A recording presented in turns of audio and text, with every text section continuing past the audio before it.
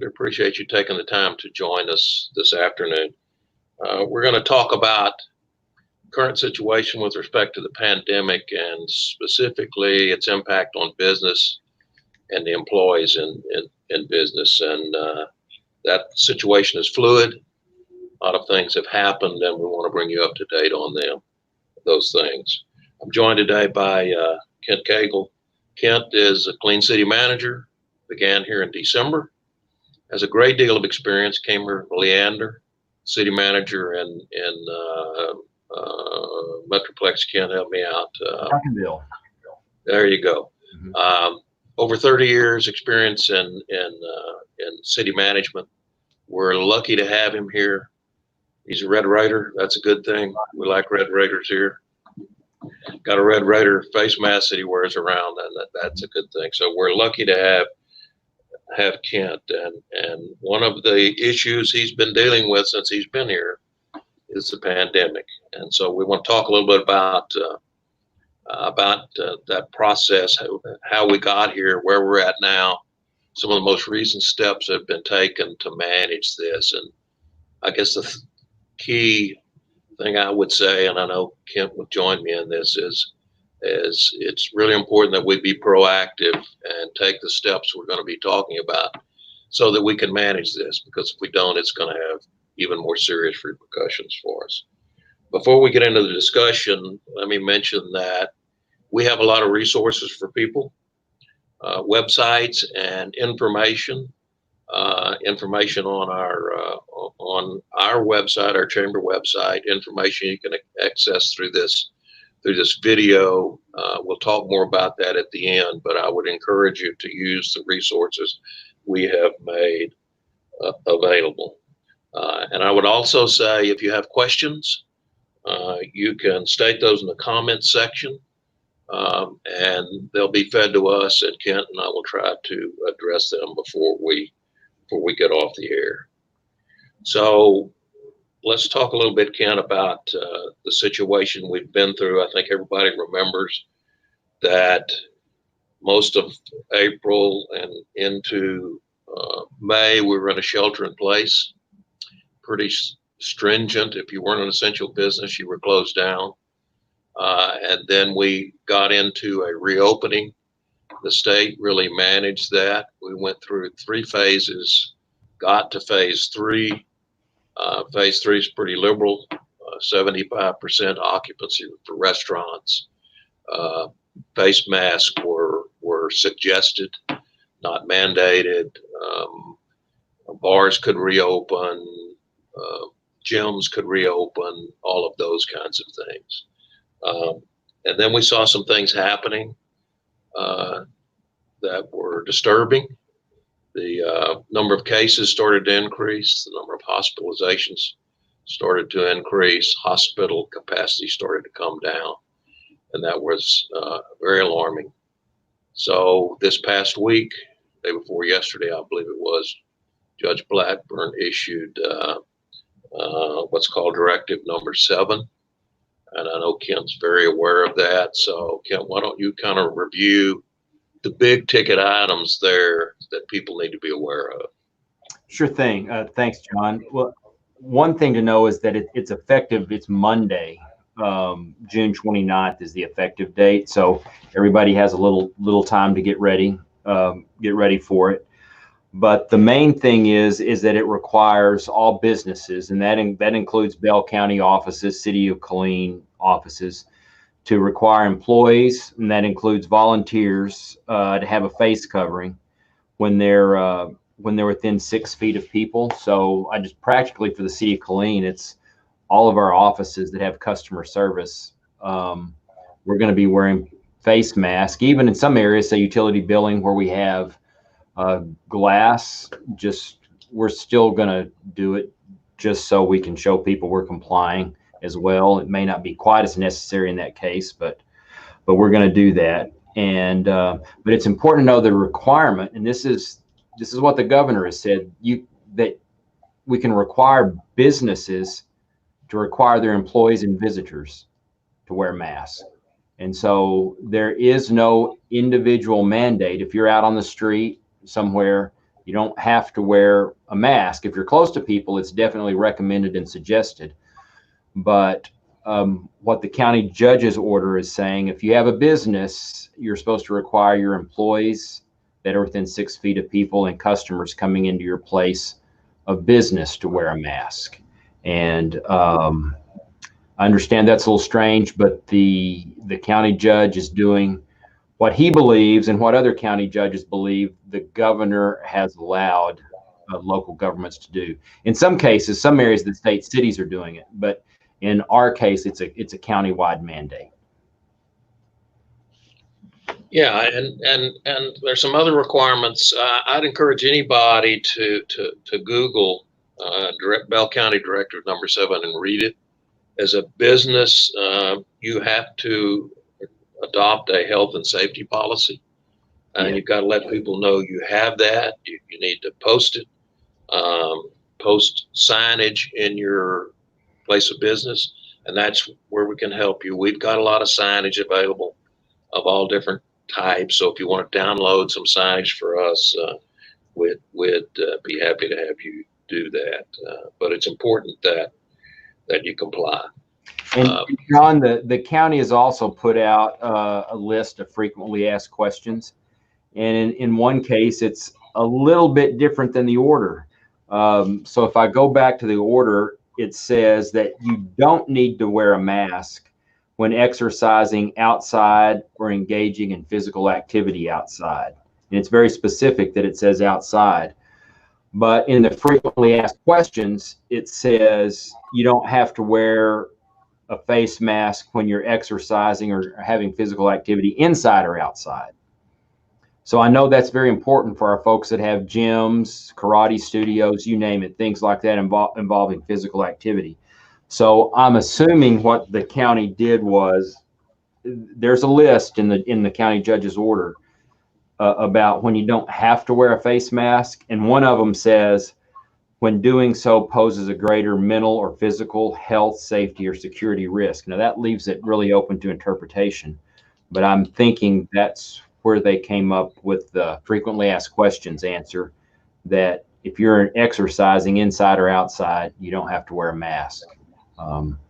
That makes it really tough on us on our rec centers. We're going to leave our rec centers open, but we may close the basketball gyms because it's not practical to wear a mask playing basketball, but you're also up close and personal with people when you're doing that. So we're having to interpret these as well as everybody. Yeah. So there's another issue that we don't need to skip past, and that is that this directive is in effect from I think it's midnight next Monday, and it runs through. It's like a 15-day period. Correct. July 13th. It runs through July 13th unless the county judge extends it, and he'll probably have to make that decision a day or two before that July 13th date. Yeah. So I think it's really important that everybody get on board, because what we're trying to do is turn the infection rate down, or levelize it, so that we don't go to a worse place. And let's talk about that worst place before we move on. And that eventually could lead to another shelter in place. And that has all kinds of negative ramifications that we want to avoid. One, and a lot of them are health related, but they're economic as well.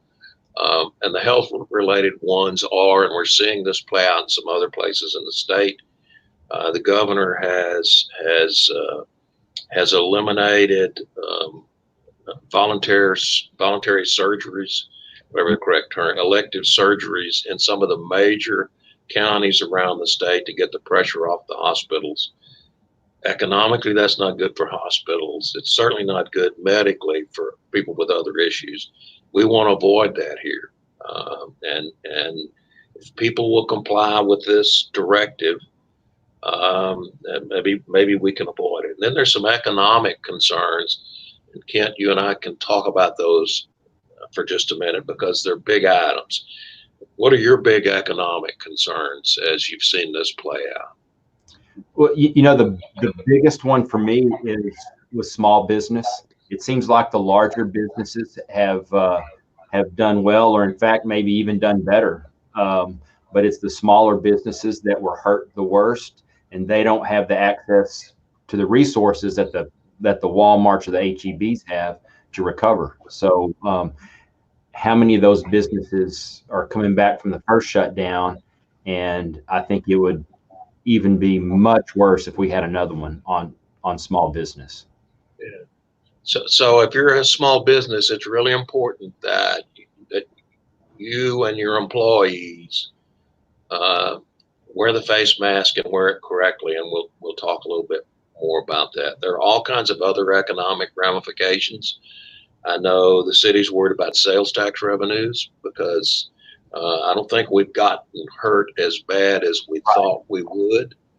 But we don't need to go back in a shelter in place and make the financial circumstance any worse, because that's not a good thing for any of us. Before we get away from it, there's some penalties that can come about. And again, I know you're concerned about that, so why don't you explain that to everybody?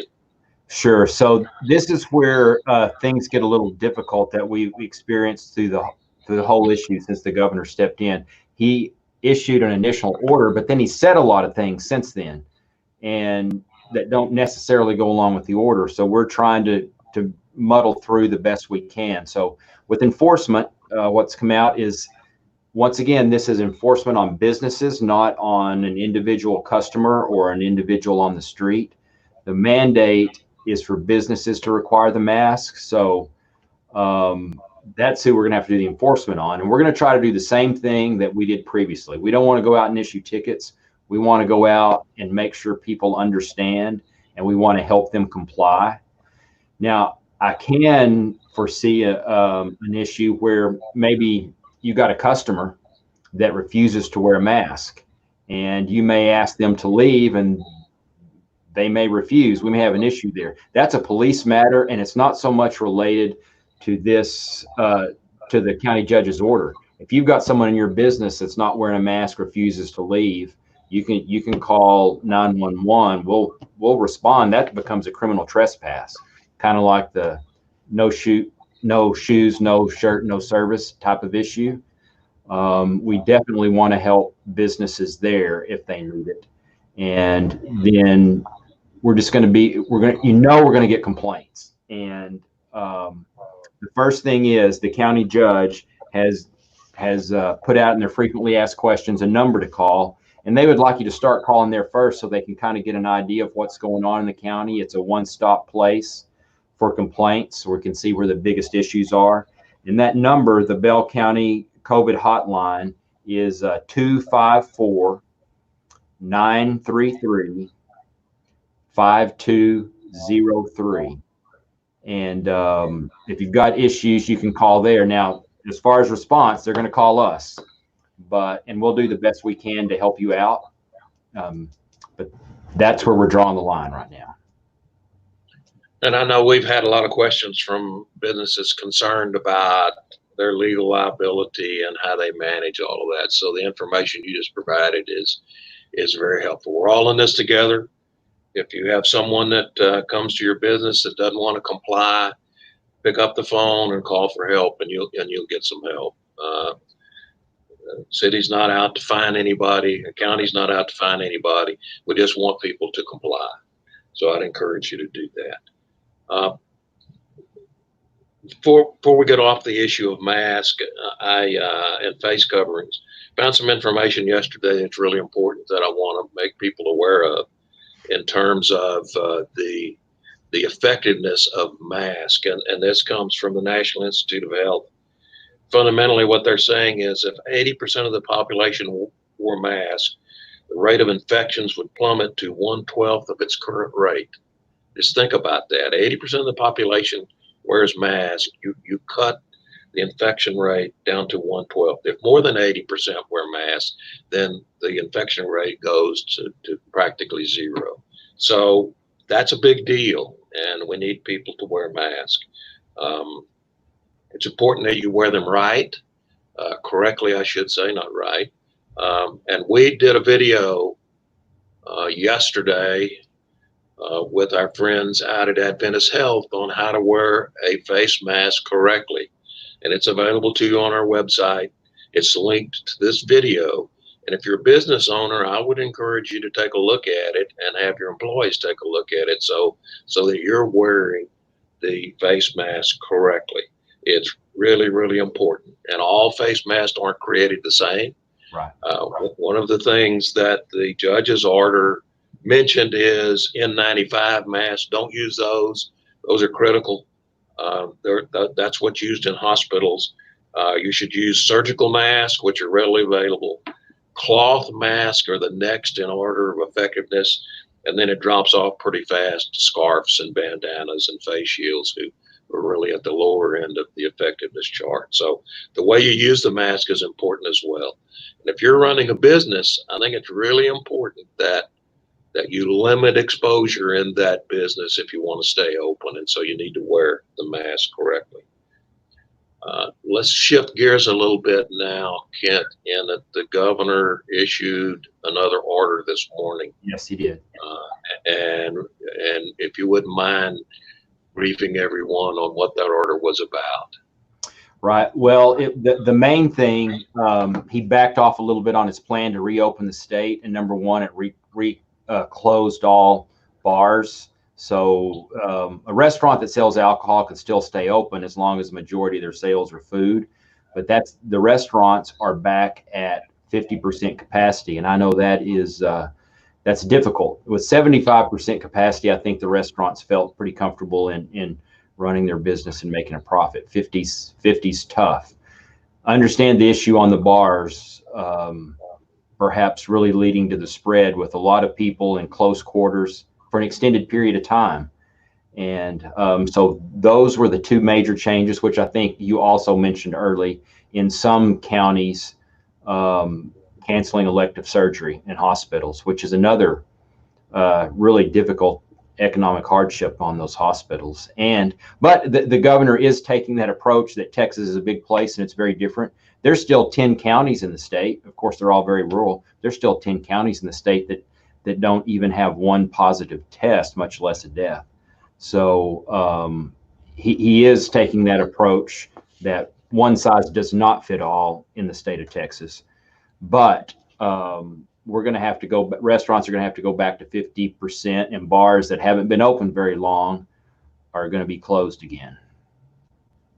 Yeah, the restaurant deal's a little bit confusing in that the bars and Yep. folks that get more than 51% of their revenue from sale alcohol, they got closed at noon today. So Yep. if you're operating a bar and you're still open, you're in violation. Mm-hmm. But if you're in a restaurant, the 50 to 75% or 75% to 50% reduction doesn't occur until 12:01 a.m. June 29th for some reason, to give you a chance to phase into it. Yep. But again, there's a way to minimize the impact of all of this, and that's wear face masks, and encourage everybody to wear a face mask. That's about all of the material that I've got to cover.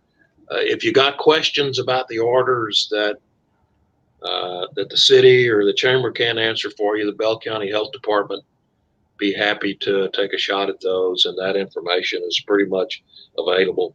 They've got a good deal of information over there on signage, as do we. We've got a video on how to wear a face mask. I'd encourage you to take a look at that if you're an employer, and have your employees take a look at it. I know we will around here. Anything else? John, I would add one other thing for businesses on the enforcement side. While we're not interested in going out and writing tickets, if you have some sort of license, especially like a bar, a TABC license, or a restaurant, or some other business that has some sort of license from the state, I would be careful of that, making sure you enforce the ordinance, because that could be in jeopardy too, and that would be a state action, and just another thing to be aware of if you have some license from the state. And that's happening in some places. Austin's doing that some, and you don't want to get in that circumstance. Right. because that, excuse me, that gets adjudicated a good deal differently than what happens. And it would take a while too, I'm afraid. So it could really hurt your business. Yeah. So again, if you have questions, you can talk to the folks at Bell County. You can talk to the city of Killeen. You can certainly call the chamber. We'd be happy to work with anyone who has questions.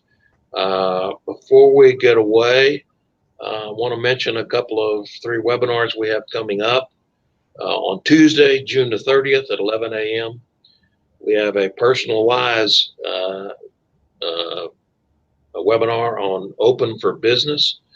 On Wednesday, July the 1st, we have a status-wise webinar called COVID in broader terms, and Seton Medical Center will be joining us on that one as well.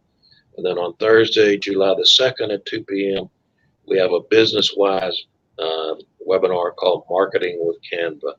And put those on your calendar and join us for those. Kent, any closing comments that you can think of that we haven't covered? Oh, I just say, the governor, the county judge, the mayor, all elected officials in the state, they've got a really, really tough job, because no matter what decision they make on this, I think they're making 45 to 55% of the people mad. So I know they're working really hard in trying to do what's best for all of us and our economy long term. It's just it's a tough job. Yeah, and I think it's really, we can make their job easier if everybody complies with these orders. We can minimize the medical pain, we can minimize the economic pain, and that's what we want to do. The last thing we want to do is go back to a shelter in place. Agreed. And now's the time to act. And it's just extremely important. Kent Cagle, I appreciate you joining us. Welcome to Killeen. Mm-hmm. It'll be a gravy train with biscuit wheels. You're going to enjoy. There you go.